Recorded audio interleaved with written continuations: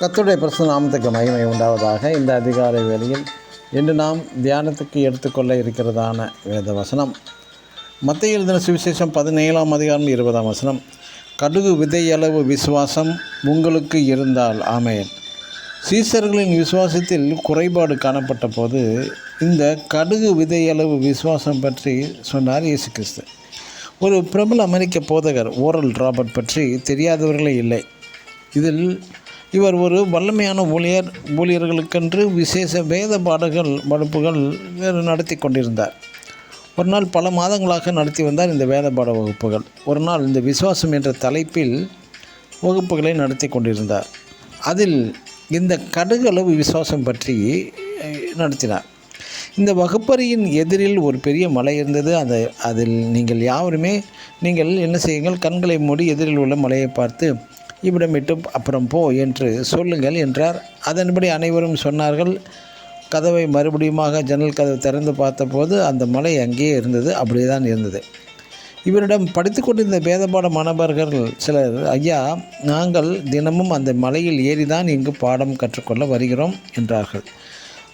சில நாட்கள் கழித்து அமெரிக்க அரசு அந்த மலையை உடைத்து கனிம வளங்களை எடுக்க உத்தரவு பிறப்பித்ததினால் மலைகள் உடைக்கப்பட்டு போய்விட்டது. கடைசியாக வேத பாட வகுப்புகள் முடிவதற்குள் அந்த பெரிய மலை உடைக்கப்பட்டு மலை இருந்ததான இடம் கூட தடயம் கூட தெரியவில்லை. பிரியமான தேவனுடைய பிள்ளைகளே, அகில உலகை படைத்ததான படைப்பாளி ஏன் மலைக்கும் கடுகிற்கும் ஒப்பிடுகின்றார்? கடுகினில் சிறு ஒரு கேப் கூட இல்லை, காற்று புக முடியாது. அதனால்தான் எண்ணெய் சட்டியினுள் போட்டதுமே வெடிக்கும்.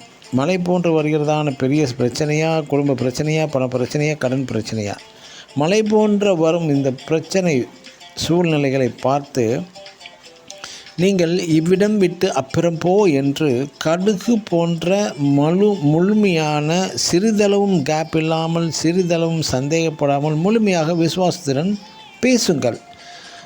அதுபோல் நீங்களும் முழுமையான விசுவாசத்தினால் எந்த பிரச்சனைகளாக இருந்தாலும் சொன்னாலும் அப்படியே நமக்கு நடக்கும். ஒரு லைட் சுவிட்ச் ஆஃப் செய்தால் உடனே அணைந்து போய்விடும். ஆனால் ஃபேன் சுவிட்ச் ஆஃப் செய்தால் 2-3 நிமிடங்கள் கழித்து ஃபேன் முழுமையாக நிற்கும். அதுபோல் தேவனிடத்திலிருந்து சில வேளைகளில் பதில் உடனே கிடைத்துவிடும். சில வேளைகளில் சில நாட்கள், சில மாதங்கள் கூட ஆகலாம். காத்திருந்து பெற்றுக்கொள்வோம். ஆமென். God bless you.